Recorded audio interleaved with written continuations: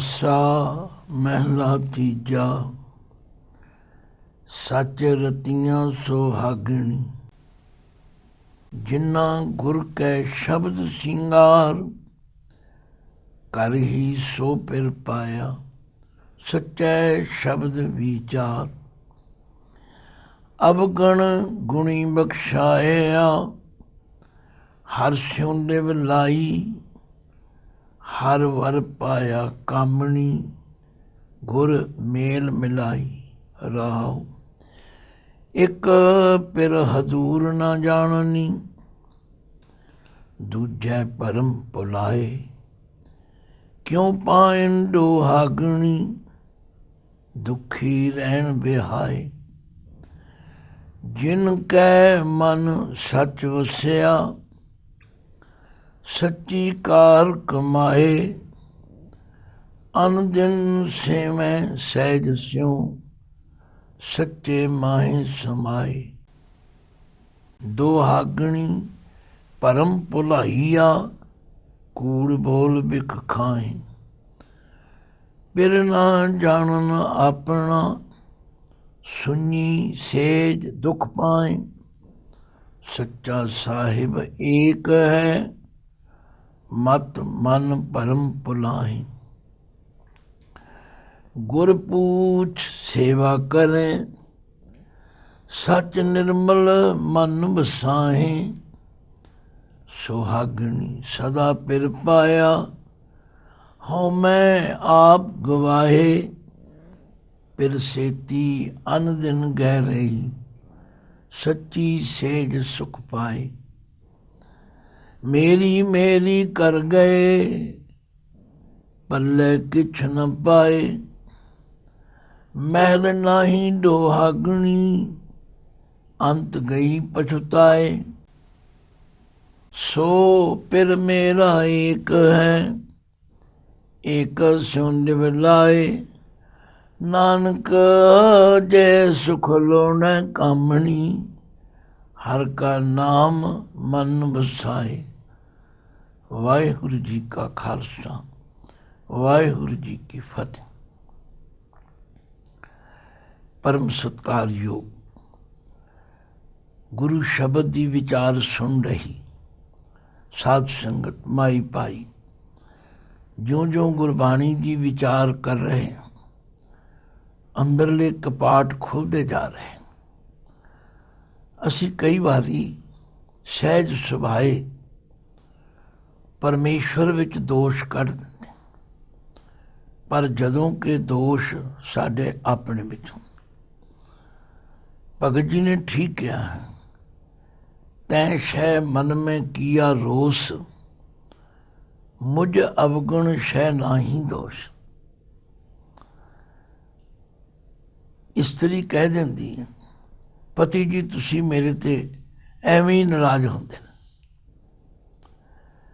ਪਰ ਜੇ ਕਦੇ ਵਿਚਾਰ ਕਰੀਏ, ਫਿਰ ਆਪਣੀ ਗਲਤੀ ਵੀ ਲੱਭ ਜਾਂਦੀ। ਪਰ ਕਿਉਂਕਿ ਸਾਡੇ ਗ੍ਰਸਤੀ ਜੀਵਨ ਦਾ ਜਿਹੜਾ ਮੁੱਢ ਹੈ, ਉਹ ਪਤੀ ਪਤਨੀ, ਪਤਨੀ ਪਤੀ ਦੋਵਾਂ ਤੋਂ ਰਲ ਕੇ ਬਣਦਾ। ਤੇ ਗੁਰੂ ਮਹਾਰਾਜ ਨੇ ਬੜੀ ਕਿਰਪਾ ਕੀਤੀ। ਸਾਰੀ ਬਾਣੀ ਵਿੱਚ ਪਰਮੇਸ਼ਵਰ ਨੂੰ ਪਤੀ ਤੇ ਜੀਵ ਇਸਤਰੀ ਨੂੰ ਪਤਨੀ ਮੰਨ ਕੇ ਉਪਦੇਸ਼ ਕੀਤਾ। ਸ਼ਾਇਦ ਉਹਨਾਂ ਨੇ ਇਹ ਕਿਰਪਾ ਇਸ ਲਈ ਕੀਤੀ ਹੈ ਕਿ ਸਾਡੇ ਪਰਿਵਾਰਾਂ ਵਿੱਚ ਵੀ ਸੁੱਖ ਹੋਣਾ ਚਾਹੀਦਾ, ਸਾਡੇ ਗ੍ਰਸਤੀ ਜੀਵਨ ਵਿੱਚ ਵੀ ਸੁੱਖ ਹੋਣਾ ਚਾਹੀਦਾ। ਤੋ ਇਸ ਲਈ ਪਾਤਸ਼ਾਹ ਫਰਮਾਉਂਦੇ ਨੇ, ਅਵਗੁਣ ਗੁਣੀ ਬਖਸ਼ਾਇਆ। ਦੇਖੋ, ਔਗੁਣਾਂ ਨਾਲ ਕਦੇ ਨਹੀਂ ਬਖਸ਼ਾਇਆ ਜਾ ਸਕਦਾ। ਔਗੁਣਾਂ ਦੀ ਜਗ੍ਹਾ ਤੁਸੀਂ ਗੁਣ ਕਰਨ ਲੱਗ ਪਾਓ ਤੇ ਔਗੁਣ ਆਪੇ ਬਖਸ਼ੇ ਜਾਣ। ਆਪਣੇ ਜੀਵਨ ਨੂੰ ਸਵਾਰੋ, ਆਪਣੀ ਸਵੈ ਪੜਚੋਲ ਕਰਨ ਦੀ ਆਦਤ ਪਾਓ। ਜਿਹੜੀ ਗੱਲ ਪਤੀ ਨੂੰ ਤਥਾ ਪਰਿਵਾਰ ਨੂੰ ਚੰਗੀ ਨਹੀਂ ਲੱਗਦੀ, ਛੱਡ ਦਿਓ। ਵੇਖੋ, ਤੁਸੀਂ ਉਹਨਾਂ ਦੀ ਨਜ਼ਰ ਵਿੱਚ ਪ੍ਰਵਾਨ ਹੋ ਜਾਓ। ਗੁਰੂ ਮਹਾਰਾਜ ਸਾਨੂੰ ਜੀਵਨ ਜਾਚ ਦੱਸਦੇ ਨੇ। ਅਵਗਣ ਗੁਣੀ ਬਖਸ਼ਾਇਆ, ਗੁਣਾਂ ਦੁਆਰਾ ਔਗੁਣਾਂ ਨੂੰ ਬਖਸ਼ਾਇਆ ਜਾ ਸਕਦਾ, ਜਿਹਦੇ ਕਰਕੇ ਸਾਡੇ ਪਰਿਵਾਰ ਵਿੱਚ, ਪਤੀ ਪਤਨੀ ਵਿੱਚ, ਵੱਡਿਆਂ ਛੋਟਿਆਂ ਵਿੱਚ ਕੋਈ ਤਰੇੜ ਆਉਂਦੀ ਹੈ, ਉਹ ਗੱਲਾਂ ਛੱਡ ਦਿਓ। ਅਵਗਣ ਗੁਣੀ ਬਖਸ਼ਾਇਆ, ਹਰ ਸਿਉ ਲਿਵ ਲਾਈ, ਤੇ ਹਰੀ ਪਰਮਾਤਮਾ ਨਾਲ ਲਿਵ ਲਾ ਲਓ। ਇਹ ਦ੍ਰਿੜ ਕਰ ਲਓ ਕਿ ਅਸੀਂ ਉਹਦਾ ਦਰ ਛੱਡ ਕੇ ਹੋਰ ਕਿਤੇ ਨਹੀਂ ਜਾਣਾ। ਹਰ ਵਰ ਪਾਇਆ ਕਾਮਣੀ, ਗੁਰ ਮੇਲ ਮਿਲਾਈ। ਜਿਨ੍ਹਾਂ ਜੀਵ ਇਸਤਰੀਆਂ ਨੇ, ਕਾਮਣੀ ਤੋਂ ਭਾਵ ਇਸਤਰੀਆਂ ਨੇ, ਹਰ ਵਰ ਪਾਇਆ, ਹਰੀ ਵਰਗਾ ਵਰ ਪਤੀ ਪ੍ਰਾਪਤ ਕਰ ਲਿਆ। ਗੁਰ ਮੇਲ ਮਿਲਾਈ, ਗੁਰ ਦੇ ਰਾਰੇ ਨੂੰ ਸਿਆਰੀ। ਗੁਰੂ ਨੇ ਜਿਨ੍ਹਾਂ ਨੂੰ ਮਾਰਗ ਦਰਸ਼ਨ ਕੀਤਾ, ਜਿਨ੍ਹਾਂ ਨੂੰ ਤਰੀਕਾ ਢੰਗ ਦੱਸਿਆ, ਬਈ ਇਹ ਤਰੀਕਾ ਹੈ। ਔਗੁਣਾਂ ਨੂੰ ਔਗੁਣਾਂ ਨਾਲ ਕਦੇ ਨਹੀਂ ਮਿਟਿਆ। ਅੱਜ ਕੀ ਕਰਦੇ ਇਹ ਆਉਂ ਕਹਿੰਦਾ ਜੀ ਤੇ ਮੈਂ ਕੀ ਕਰਾਂ? ਨਹੀਂ ਭਾਈ, ਤੁਸੀਂ ਉਹਦੇ ਬਦਲੇ 'ਚ ਗੁਣ ਕਰੋ। ਉਹਨੂੰ ਮਜਬੂਰ ਹੋਣਾ ਪਵੇਗਾ ਉਹ ਔਗੁਣਾਂ ਨੂੰ ਇਗਨੋਰ ਕਰ ਦੇਗਾ ਜਦੋਂ ਗੁਣ ਦੇਖੇ। ਇਹ ਬੜੀ ਡੂੰਘੀ ਗੱਲ ਹੈ। ਇਹਨੂੰ ਸਮਝਣਾ, ਇਹਨੂੰ ਮੰਨਣਾ, ਇਹਦੇ 'ਤੇ ਅਮਲ ਕਰਨਾ ਇਹ ਥੋੜ੍ਹਾ ਔਖਾ ਲੱਗਦਾ। ਮੈਂ ਦੇਖਿਆ ਪਰਿਵਾਰਾਂ ਵਿੱਚ ਕਦੋਂ ਫਿੱਕ ਪੈਦਾ ਹੁੰਦੀ, ਬਰਾਬਰ ਦੀ ਚੋਟ। ਇਹਨੇ ਆਉਂ ਕਿਹਾ ਜੀ ਮੈਂ ਵੀ ਉਹ ਕਰਦਾ। ਨਹੀਂ ਨਹੀਂ, ਅਵਗਣ ਗੁਣੀ ਬਖਸ਼ਾਇਆ, ਹਰ ਸਿਉ ਲਿਵ ਲਾਈ। ਹਰ ਵਰ ਪਾਇਆ ਕਾਮਣੀ, ਗੁਰ ਮੇਲ ਮਿਲਾਈ। ਗੁਰੂ ਤੇ ਸਾਨੂੰ ਮਾਰਗ ਦਰਸ਼ਨ ਕਰ, ਤੇ ਗੁਰੂ ਦੇ ਦੱਸੇ ਰਾਹ ਤੇ ਚੱਲਣ ਨਾਲ ਇਹ ਜੀਵ ਇਸਤਰੀ ਹਰੀ ਵਰਗੇ ਵਰ ਨੂੰ ਪ੍ਰਾਪਤ ਕਰ ਫਿਰ ਜਿਨ੍ਹਾਂ ਨੂੰ ਇਸ ਤਰ੍ਹਾਂ ਦਾ ਸੁਭਾਅ ਬਣ ਜਾਂਦਾ ਹੈ, ਔਗੁਣ ਛੱਡ ਕੇ ਗੁਣਾਂ ਨੂੰ ਧਾਰਨ ਕਰਦੀਆਂ। ਸੱਚ ਰਤੀਆਂ ਸੁਹਾਗਣੀ, ਉਹ ਫਿਰ ਸੱਚੇ ਮਨੋਂ ਆਪਣੇ ਪਤੀ ਦੇ ਨਾਲ ਰਤੀਆਂ ਰੰਗੀਆਂ ਗਈਆਂ। ਸੱਚ ਰਤੀਆਂ ਸੁਹਾਗਣੀ, ਜਿਨ੍ਹਾਂ ਗੁਰ ਕੈ ਸ਼ਬਦ ਸਿੰਗਾਰ। ਜਿਨ੍ਹਾਂ ਨੇ ਗੁਰੂ ਦੇ ਸ਼ਬਦ ਦੁਆਰਾ ਆਪਣੇ ਆਪ ਨੂੰ ਸਿੰਗਾਰਿਆ। ਹੁਣ ਗੁਰੂ ਜੀ ਤੇ ਕਹਿੰਦੇ ਹਨ ਕਿ ਜੇ ਆਪਣੇ ਪਤੀ ਨੂੰ ਪ੍ਰਸੰਨ ਕਰਨਾ, ਭੈਕੀਆਂ ਦੇ ਸਲਾਈਆਂ ਨੈਣੀ, ਭਾਵ ਕਾ ਕਰ ਸਿੰਗਾਰੋ, ਤਾਂ ਸੁਹਾਗਣ ਜਾਣੀ ਲਾਗੀ, ਜਾਂ ਸੋ ਧਰੇ ਪਿਆਰੋ। ਹੁਣ ਆਪਣੇ ਅੰਦਰ ਵਿਚਾਰ ਕਰੀਏ ਕੀ ਸਾਡੇ ਵਿੱਚ ਕੋਈ ਔਗੁਣ ਤੇ ਨਹੀਂ, ਕਿਉਂਕਿ ਔਗੁਣੀ ਭਰਿਆ ਸਰੀਰ ਹੈ। ਕਿਉਂ ਸੰਤੋ ਨਿਰਮਲ ਹੋਏ, ਗੁਰਮੁਖ ਗੁਣ ਵੇ ਹਾਜੀਐ, ਮਲ ਹੋ ਮੈਂ ਕੱਢੈ ਤੋਏ। ਸੱਚ ਰਤੀਆਂ ਸੁਹਾਗਣੀ, ਜਿਨ੍ਹਾਂ ਗੁਰ ਕੈ ਸ਼ਬਦ ਸਿੰਗਾਰ। ਜਿਨ੍ਹਾਂ ਨੇ ਗੁਰੂ ਦੇ ਸ਼ਬਦ ਦੁਆਰਾ ਆਪਣੇ ਆਪ ਨੂੰ ਗੁਣਾਂ ਨਾਲ ਸਿੰਗਾਰ ਲਿਆ। ਘਰ ਹੀ ਸੋ ਫਿਰ ਪਾਇਆ, ਸੱਚਾ ਸ਼ਬਦ ਵਿਚਾਰ।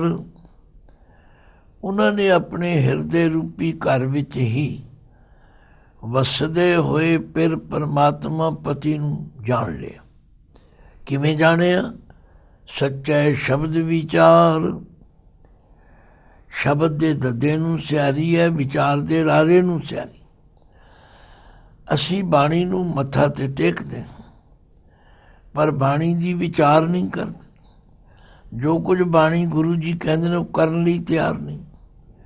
ਗੁਰੂ ਜੀ ਤਾਂ ਕਹਿ ਰਹੇ ਨੇ, ਭਾਈ ਮਿੱਠਤ ਨੀਵੀਂ ਨਾਨਕਾ, ਗੁਣ ਚੰਗਿਆਈਆਂ ਤਤ। ਮਿੱਠਾ ਬੋਲੋ, ਨਿਮਰਤਾ ਵਿੱਚ ਰਹੋ, ਸੱਚਮੁੱਚ ਤੁਸੀਂ ਅਨੇਕਾਂ ਮੁਸ਼ਕਲਾਂ ਵਿੱਚੋਂ ਬਚ ਜਾਓ। ਮੈਂ ਭਾਈ ਸਾਹਿਬ ਭਾਈ ਵੀਰ ਸਿੰਘ ਜੀ ਦੀ ਰਬਾਈ ਪੜ੍ਹੀ, ਭਾਈ ਸਾਹਿਬ ਲਿਖਦੇ ਨੇ ਕਿ ਜਦੋਂ ਨਦੀ ਦਾ ਵਹਿਣ ਸਮੁੰਦਰ ਵਿੱਚ ਆ ਕੇ ਡਿੱਗਦਾ ਤੇ ਉਹ ਆਪਣੇ ਨਾਲ ਕਈ ਬ੍ਰਿਛ ਬੂਟੇ ਪੱਟ ਕੇ ਲਿਆਉਂਦਾ। ਤੇ ਇੱਕ ਦਿਨ ਸਮੁੰਦਰ ਨੇ ਪੁੱਛਿਆ, ਸਾਗਰ ਪੁੱਛਦਾ ਨਦੀਏ, ਤੂੰ ਸਭ ਬੂਟੇ ਬੂਟੀਆਂ ਲਿਆਵੇਂ, ਪਰ ਨਾ ਕਦੇ ਬੈਂਤ ਦਾ ਬੂਟਾ ਇੱਥੇ ਆਣ ਪਹੁੰਚਾਵੇਂ। ਸਮੁੰਦਰ ਨੇ ਪੁੱਛਿਆ, ਹੈ ਨਦੀਏ, ਜਦੋਂ ਤੇਰਾ ਵਹਿਣ ਮੇਰੇ ਵਿੱਚ ਆ ਕੇ ਡਿੱਗਦਾ ਤੇ ਤੂੰ ਆਪਣੇ ਕਿਨਾਰੇ ਤੇ ਪੈਦਾ ਹੋਏ ਕਈ ਬੂਟੇ ਤੇ ਕਈ ਬੂਟੀਆਂ ਪੱਟ ਲਿਆਉਣੀ, ਪਰ ਕਦੇ ਬੈਂਤ ਦਾ ਬੂਟਾ ਨਹੀਂ ਤੂੰ ਲਿਆਂਦਾ। ਸਾਗਰ ਪੁੱਛਦਾ ਨਦੀਏ, ਤੂੰ ਸਭ ਬੂਟੇ ਬੂਟੀਆਂ ਲਿਆਵੇਂ, ਪਰ ਨਾ ਕਦੇ ਬੈਂਤ ਦਾ ਬੂਟਾ ਇੱਥੇ ਆਣ ਪਹੁੰਚਾਵੇਂ। ਨਦੀ ਆਖਦੀ, ਆਕੜ ਵਾਲੇ ਸਭ ਬੂਟੇ ਪੁੱਟ ਸਕਾਂ, ਪਰ ਜੋ ਝੁਕੇ ਵਗੇ ਰੌਂ ਰੁੱਖ ਨੂੰ, ਪੇਸ਼ ਨਾ ਉਸ ਤੇ ਜਾਵੇ। ਭਾਈ ਗੁਰੂ ਕੇ ਸ਼ਬਦ ਦੀ ਵਿਚਾਰ ਕਰਕੇ ਆਪਣੇ ਅੰਦਰ ਨਿਮਰਤਾ ਲਿਆਈਏ, ਮਿਠਾਸ ਲਿਆਈ। ਸੱਚ ਰਤੀਆਂ ਸੁਹਾਗਣੀ, ਜਿਨ੍ਹਾਂ ਗੁਰ ਕੈ ਸ਼ਬਦ ਸਿੰਗਾਰ, ਘਰ ਹੀ ਸੋ ਫਿਰ ਪਾਇਆ ਸੱਚੇ ਸ਼ਬਦ ਵਿਚਾਰ। ਅਵਗਣ ਗੁਣੀ ਬਖਸ਼ਾਇਆ। ਇਸ ਤਰ੍ਹਾਂ ਜਿਹੜੇ ਔਗਣ ਗਲਤੀਆਂ ਹੁੰਦੀਆਂ ਨੇ ਉਹ ਗੁਣਾਂ ਨੂੰ ਧਾਰਨ ਕਰਕੇ ਬਖਸ਼ੀਆਂ ਜਾਂਦੀਆਂ। ਅਵਗਣ ਗੁਣੀ ਬਖਸ਼ਾਇਆ, ਹਰ ਸਿਉ ਲਿਵ ਲਾਈ, ਹਰ ਵਰ ਪਾਇਆ ਕਾਮਣੀ, ਗੁਰ ਮੇਲ ਮਿਲਾਈ ਰਹਾਓ। ਲਓ ਹੁਣ ਧਿਆਨ ਨਾਲ ਸੁਣ। ਇੱਕ ਪਿਰ ਹਦੂਰ ਨਾ ਜਾਣਨੀ, ਦੂਜੇ ਭਰਮ ਭੁਲਾਏ। ਇੱਕ ਇਹੋ ਜਿਹੀਆਂ ਜੀਵ ਇਸਤਰੀਆਂ ਹਨ ਜਿਹੜੀਆਂ ਆਪਣੇ ਪਿਰ ਨੂੰ ਹਦੂਰ ਹਾਜ਼ਰ ਨਾਜ਼ਰ ਹੁੰਦਿਆਂ ਵੀ ਨਹੀਂ ਜਾਣਦੀਆਂ, ਸਮਝਦੀਆਂ ਹੀ ਕੱਖ ਨਹੀਂ। ਆਪਣੇ ਹੰਕਾਰ ਵਿੱਚ, ਆਪਣੀ ਖੂਬਸੂਰਤੀ, ਆਪਣੀ ਵਿੱਦਿਆ, ਆਪਣੇ ਪੇਕਿਆਂ ਦੇ ਮਾਣ ਵਿੱਚ ਇੱਕ ਪਿਰ ਹਦੂਰ ਨਾ ਜਾਣਨੀ, ਦੂਜੇ ਭਰਮ ਭੁਲਾਏ। ਦੂਜੇ ਤੋਂ ਭਾਵ ਹੈ ਪਤੀ ਪਿਆਰ ਨੂੰ ਛੱਡ ਕੇ ਹੋਰ ਚੀਜ਼ਾਂ ਦੇ ਭਰਮ ਵਿੱਚ ਭੁੱਲੀਆਂ ਰਹਿੰਦੀਆਂ। ਤੇ ਮਹਾਰਾਜ ਕਹਿੰਦੇ ਨੇ ਇਹੋ ਜਿਹੀਆਂ ਜਿਹੜੀਆਂ ਇਸਤਰੀਆਂ ਕਿਉਂ ਭਾਇਨ ਡੋਹਾਗਣੀ, ਦੁਖੀ ਰਹਿਣ ਵਿਆਏ।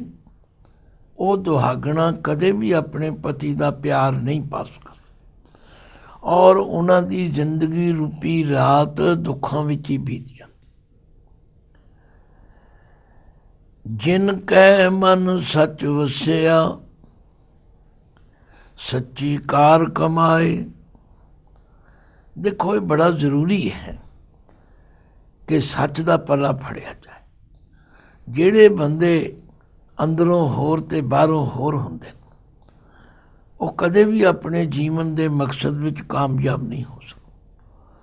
ਪਰ ਪਾਤਸ਼ਾਹ ਨੇ ਜਿਨ ਕੈ ਮਨ ਸੱਚ ਵਸਿਆ, ਮਨ ਦੇ ਨੰਨੇ ਨੂੰ ਸਿਆਰੀ, ਜਿਨ੍ਹਾਂ ਦੇ ਮਨ ਵਿੱਚ ਸੱਚ ਵਸ ਜਾਂਦਾ, ਸੱਚੀ ਕਾਰ ਕਮਾਏ। ਉਹ ਕਦੇ ਵੀ ਦਿਖਾਵਾ ਨਹੀਂ ਕਰਦੇ, ਉਹ ਸੱਚਾ ਪਿਆਰ ਕਰਦੇ ਨੇ ਔਰ ਸੱਚੇ ਪਿਆਰ ਵਿੱਚ ਤਾਕਤ ਹੈ। ਉਹ ਸੱਚਾ ਪਰਮਾਤਮਾ, ਉਹ ਸੱਚਾ ਪਤੀ ਤਾਂ ਸੱਚ ਹੀ ਵੇਖਦਾ। ਸੱਚਾ ਪਿਆਰ ਕਰਨ ਵਾਲੀਆਂ ਨੂੰ ਕਦੇ ਠੋਕਰ ਨਹੀਂ ਲੱਗਦੀ। ਜਿਨ ਕੈ ਮਨ ਸੱਚ ਵਸਿਆ, ਸੱਚੀ ਕਾਰ ਕਮਾਏ। ਅਨ ਦਿਨ ਸੇਵੈ ਸਹਿਜ ਸਿਉ, ਸੱਚੇ ਮਾਹੇ ਸਮਾਏ। ਅਨ ਦਿਨ, ਦਿਨੇ ਰਾਤੀ ਉਹ ਸੇਵਾ ਕਰਦੀਆਂ ਨੇ, ਆਪਣਾ ਆਪ ਨਿਛਾਵਰ ਕਰਦੀਆਂ ਨੇ, ਕਦੇ ਵੀ ਕਾਲਾਪਨ ਨਹੀਂ ਕਰਦੀਆਂ, ਕਦੇ ਉਖੜਦੀਆਂ ਨਹੀਂ। ਅਨ ਦਿਨ ਸੇਵੈ ਸਹਿਜ ਸਿਉ, ਸੱਚੇ ਮਾਹੇ ਸਮਾਏ। ਕਈ ਵਾਰੀ ਜ਼ਮੀਨ ਨੂੰ ਤਿਆਰ ਕਰਨਾ ਪੈਂਦਾ। ਅਸੀਂ ਸੋਚਦੇ ਹਾਂ ਜ਼ਮੀਨ ਤਿਆਰ ਹੀ ਹੋਵੇਗੀ, ਨਹੀਂ, ਮਿਹਨਤ ਕਰਨੀ ਪੈਂਦੀ। ਫਿਰ ਪਾਤਸ਼ਾਹ ਚੌਥੇ ਪਦ ਵਿੱਚ ਕਹਿੰਦੇ, ਦੁਹਾਗਣੀ ਭਰਮ ਭੁਲਾਈਆਂ ਕੂੜ ਬੋਲ ਬਿਖ ਖਾਏ। ਜਿਹੜੀਆਂ ਦੁਹਾਗਣਾਂ ਨੇ, ਜਿਨ੍ਹਾਂ ਨੇ ਆਪਣੇ ਪਤੀ ਨੂੰ ਪਰਮੇਸ਼ਵਰ ਰੂਪ ਨਹੀਂ ਸਮਝਿਆ, ਉਹ ਭਰਮ ਵਿੱਚ ਭੁੱਲ ਗਈਆਂ। ਉਹ ਝੂਠ ਬੋਲਦੀਆਂ ਨੇ, ਜ਼ਹਿਰ ਖਾਂਦੀਆਂ ਨੇ, ਭਾਵ ਗਲਤ ਪਾਸੇ। ਫਿਰ ਨਾ ਜਾਣ ਨੇ ਆਪਣਾ ਸੁਣੀ ਸਹਿਜ ਦੁੱਖ ਪਾਏ। ਉਹ ਆਪਣੇ ਪਤੀ ਨੂੰ ਪਤੀ ਨਹੀਂ ਸਮਝਦੀ। ਉਹਦੇ ਲਈ ਜੋ ਉਹਨਾਂ ਦੀ ਸਮਰਪਣ ਭਾਵਨਾ ਚਾਹੀਦੀ ਉਹ ਨਹੀਂ ਕਰਦੀ।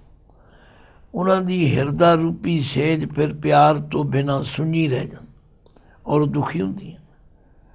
ਫਿਰ ਪਾਤਸ਼ਾਹ ਕਹਿੰਦੇ, ਯਾਦ ਰੱਖੋ ਸੱਚਾ ਸਾਹਿਬ ਏਕ ਹੈ, ਮਤ ਮਨ ਭਰਮ ਭੁਲਾਏ। ਹੇ ਮਨਾ, ਸੱਚਾ ਸਾਹਿਬ ਤੇ ਇੱਕੋ ਇੱਕ। ਮਤਾ ਤੂੰ ਭਰਮ ਵਿੱਚ ਭੁੱਲ ਜਾਏ, ਭਟਕ ਜਾਏ, ਗਲਤ ਪਾਸੇ ਤੁਰ ਪਵੇਂ। ਗੁਰ ਪੂਛ ਸੇਵਾ ਕਰੇ, ਸੱਚ ਨਿਰਮਲ ਮਨ ਵਸਾਏ। ਗੁਰੂ ਨੂੰ ਪੁੱਛ ਕੇ ਖਿਮਾ ਕਰਨਾ। ਜਦੋਂ ਆਨੰਦ ਕਾਰਜ ਹੁੰਦਾ ਉਹ ਤੇ ਗੁਰੂ ਦੀ ਹਜ਼ੂਰੀ 'ਚ ਹੁੰਦਾ, ਅਤੇ ਜਦੋਂ ਅਸੀਂ ਕਚਹਿਰੀਆਂ ਵਿੱਚ ਜਾ ਕੇ ਰੁਲਦੇ ਹਾਂ ਉਦੋਂ ਤੇ ਗੁਰੂ ਯਾਦ ਹੀ ਨਹੀਂ ਹੁੰਦਾ। ਜਦੋਂ ਅਸੀਂ ਪੰਚਾਇਤਾਂ 'ਚ ਬਹਿ ਕੇ ਇੱਕ ਦੂਜੇ 'ਤੇ ਇਲਜ਼ਾਮ ਲਾਉਂਦੇ ਹਾਂ, ਗੁਰੂ ਯਾਦ ਹੀ ਨਹੀਂ ਹੁੰਦਾ। ਪਰ ਮਹਾਰਾਜ ਕਹਿ ਰਹੇ ਨੇ, ਸੱਚਾ ਸਾਹਿਬ ਏਕ ਹੈ, ਮਤ ਮਨ ਭਰਮ ਭੁਲਾਏ। ਗੁਰ ਪੂਛ ਸੇਵਾ ਕਰੇ, ਸੱਚ ਨਿਰਮਲ ਮਨ ਵਸਾਏ। ਲਓ, ਜਿਹੜੀਆਂ ਗੁਰੂ ਦੀ ਗੱਲ ਮੰਨ ਕੇ ਤੁਰਦੀਆਂ ਨੇ ਔਰ ਭਰਮ ਦਾ ਸ਼ਿਕਾਰ ਨਹੀਂ ਹੁੰਦੀਆਂ, ਅਹੰਕਾਰ ਨਹੀਂ ਕਰਦੀਆਂ, ਸੁਹਾਗਣੀ ਸਦਾ ਪਿਰ ਪਾਇਆ। ਉਹ ਫਿਰ ਸਦਾ ਹਮੇਸ਼ਾ ਆਪਣੇ ਪਿਰ ਦੇ ਨਾਲ ਜੁੜ ਜਾਂਦੀ। ਹਉ ਮੈਂ ਆਪ ਗਵਾਏ, ਆਪਣੇ ਅੰਦਰੋਂ ਅਹੰਕਾਰ ਤੇ ਆਪਾ ਭਾਵ ਗਵਾ ਦਿੰਦੀ। ਫਿਰ ਸੇਤੀ ਅਨ ਦਿਨ ਗਹਿ ਰਹੀ। ਫਿਰ ਉਹ ਪਿਰ ਦੇ ਨਾਲ ਅਨ ਦਿਨ, ਦਿਨੇ ਰਾਤ ਗਹਿ ਰਹੀ, ਗਲਵਕੜੀ ਵਿੱਚ ਰਹਿੰਦੀਆਂ ਨੇ, ਪਿਆਰ ਵਿੱਚ ਰਹਿੰਦੀਆਂ ਨੇ, ਜੁੜ ਕੇ ਰਹਿੰਦੀਆਂ ਨੇ। ਫਿਰ ਸੇਤੀ ਅਨ ਦਿਨ ਗਹਿ ਰਹੀ, ਸੱਚੀ ਸੇਜ ਸੁਖ ਪਾਏ। ਉਹ ਫਿਰ ਆਪਣੇ ਹਿਰਦੇ ਰੂਪੀ ਸੱਚੀ ਸੇਜ ਉੱਤੇ ਸੁਖ ਮੰਨਦੀ। ਪਰ ਇੱਥੇ ਕੀ ਹੋ ਰਿਹਾ? ਮੇਰੀ ਮੇਰੀ ਕਰ ਗਏ, ਪੱਲੇ ਕੁਛ ਨਾ ਪਾਏ। ਜਿਨ੍ਹਾਂ ਨੇ ਸਾਰੀ ਉਮਰ ਹੋਰ ਚੀਜ਼ਾਂ ਨਾਲ ਪਿਆਰ ਕੀਤਾ, ਇਹ ਮੇਰੀ ਜ਼ਮੀਨ, ਇਹ ਮੇਰੀ ਆਹ ਕੋਠੀ, ਇਹ ਮੇਰੀ ਕਾਰ, ਇਹਨਾਂ ਚੀਜ਼ਾਂ 'ਚ ਮੇਰੀ ਮੇਰੀ ਕਰ ਗਏ, ਪੱਲੇ ਕੁਛ ਨਾ ਪਾਏ। ਉਹਨਾਂ ਨੂੰ ਕੁਝ ਵੀ ਪ੍ਰਾਪਤ ਨਹੀਂ ਹੋਇਆ, ਸਭ ਖਾਲੀ ਹੱਥ ਚਲੇ ਗਏ। ਮਹਿਲ ਨਹੀਂ ਦੁਹਾਗਣੀ, ਅੰਤ ਗਈ ਪਛਤਾਏ। ਉਹਨਾਂ ਨੂੰ ਕਦੇ ਪਰਮਾਤਮਾ ਦੇ ਮਹਿਲ ਟਿਕਾਣੇ ਦੇ ਦਰਸ਼ਨ ਹੀ ਨਹੀਂ ਹੋਏ, ਉੱਥੇ ਤੱਕ ਪਹੁੰਚ ਹੀ ਨਹੀਂ ਹੋਈ। ਉਹ ਦੁਹਾਗਣਾ ਅੰਤ ਗਈ ਪਛਤਾਏ। ਅੰਤ ਦੇ ਤੱਤੇ ਨੂੰ ਸਿਆਰੀ, ਅਖੀਰ ਵੇਲੇ ਪਛਤਾ ਕੇ ਚਲੀਆਂ ਜਾਂਦੀ। ਅਖੀਰ ਵਿੱਚ ਮਹਾਰਾਜ ਕਹਿੰਦੇ, ਭਾਈ ਮੈਂ ਤੇ ਤੁਹਾਨੂੰ ਇਹੀ ਸਲਾਹ ਦਿੰਦਾ, ਸੋ ਪਿਰ ਮੇਰਾ ਏਕ ਹੈ। ਉਹ ਵਾਹਿਗੁਰੂ ਤਾਂ ਇੱਕੋ ਇੱਕ ਪਿਰ ਹੈ। ਇੱਕ ਸਿਉਂ ਲਿਵ ਲਾਏ, ਇੱਕ ਨਾਲ ਲਿਵ ਲਾਉਣੀ ਕਰੀਏ। ਨਾਨਕ ਜੇ ਸੁਖ ਲੋੜੈ ਕਾਮਣੀ, ਹਰ ਕਾ ਨਾਮ ਮਨ ਵਸਾਏ। ਨਾਨਕ ਜੀ ਫਰਮਾਉਂਦੇ ਨੇ, ਹੇ ਜੀਵ ਇਸਤਰੀ, ਜੇ ਤੂੰ ਆਪਣੇ ਜੀਵਨ ਵਿੱਚ ਸੁਖ ਚਾਹੁੰਦੀ ਹੈ, ਫਿਰ ਹਰ ਕਾ ਨਾਮ ਮਨ ਵਸਾਏ। ਸੱਚਮੁੱਚ ਜਿਹੜੀ ਸੁਹਾਗਣ ਹੈ, ਉਹਨੂੰ ਆਪਣੇ ਜੀਵਨ ਦੀ ਪੜਚੋਲ ਸਦਾ ਕਰਦੇ ਰਹਿਣੇ ਚਾਹੀਦੇ। ਪਾਤਸ਼ਾਹ ਤੇ ਕਹਿੰਦੇ ਨੇ, ਢੂੰਢੇਂਦੀ ਏ ਸੁਹਾਗ ਕੂ, ਤਉ ਤਨ ਕਾਈ ਕੋਰ। ਜਿੰਨਾ ਨਾਉ ਸੁਹਾਗਣੀ, ਤਿੰਨਾ ਝਾਕ ਨਾ ਹੋਰ। ਅਵਗਣ ਗੁਣੀ ਬਖਸ਼ਾਇਆ, ਹਰ ਸਿਉ ਲਿਵ ਲਾਈ। ਹਰ ਵਰ ਪਾਇਆ ਕਾਮਣੀ, ਗੁਰ ਮੇਲ ਮਿਲਾਈ। ਭਾਈ ਗੁਰੂ ਦੀ ਸਿੱਖਿਆ ਬਹੁਤ ਉੱਚੀ ਸੁੱਚੀ ਮਹਾਨ ਹੈ। ਜਿੰਨੀ ਕੁ ਦਾਸ ਨੂੰ ਸਮਝ ਆਈ ਹੈ, ਆਪਣੇ ਲਈ ਤੇ ਤੁਹਾਡੇ ਸਾਰਿਆਂ ਲਈ, ਉਹਦੀ ਵਿਚਾਰ ਸਾਂਝੀ ਕੀਤੀ ਹੈ। ਜੇ ਕੋਈ ਪ੍ਰੇਰਨਾ ਲੈ ਲਵੇ ਤਾਂ ਉਹਦੇ ਜੀਵਨ ਵਿੱਚ ਸੁੱਖ ਆ ਜਾਏ ਤੇ ਲੋਕ ਸੁਖੀਏ ਪਰ ਲੋਕ ਸੁਹੇਲੇ, ਨਾਨਕ ਹਰ ਪ੍ਰਭ ਆਪੇ ਮੇਲੇ। ਵਾਹਿਗੁਰੂ ਜੀ ਕਾ ਖਾਲਸਾ, ਵਾਹਿਗੁਰੂ ਜੀ ਕੀ ਫਤਿਹ।